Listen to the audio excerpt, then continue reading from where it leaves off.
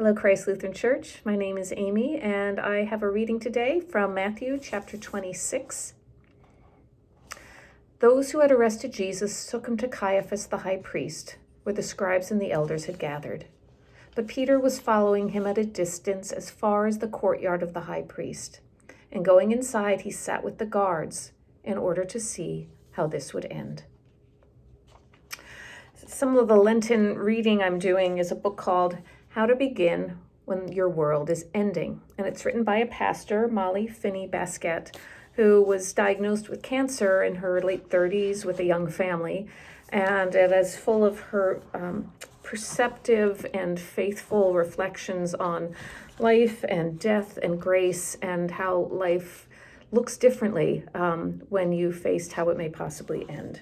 And she has in it a meditation on spring. And we know the word Lent comes from the root origin that means spring. I think it has something to say to our text today. She begins by saying spring is a strange season. It's unpredictable. A morning may start out with flowers blooming and soft air and sunshine, and may end with Arctic blasts and frost and snow. And she says there's a reason that we call it spring break, because that's the way maybe that God intended spring to be. Spring is Easter, and Easter means eggs.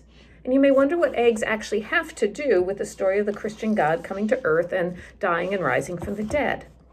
And that what she was told as a child was that what this story meant was that the egg is like the tomb Jesus was placed in. It looks quiet and dead on the outside, but inside there's a whole new life. But you have to break the shell to get at it. She said the same with us. Sometimes something in us needs to break in order to get to new life. In our text for today, Jesus doesn't even appear in it for us. Jesus is before Caiaphas, but Peter and the disciples are starting to break apart. Jesus is gone. One of them has betrayed him, and they're scattered. They're uncertain. They're fearful. And Peter is also taking this gamble that by following, he can find out what is going on.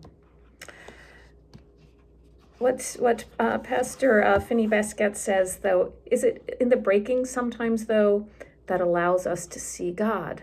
When something breaks apart, whether it's a cancer diagnosis, whether it's having your group of disciples split up and suddenly being on your own, that suddenly we're called in new ways to see and experience God's presence in our lives.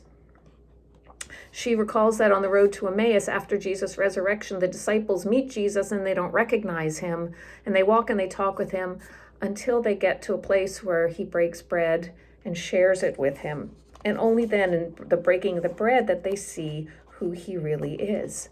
And she says that's the pattern also for our faith lives, that when we break bread, when we take it, bless it, break it, and give it to one another, when we share, when we commune, that's when Christ is seen in wonderful and new ways among us.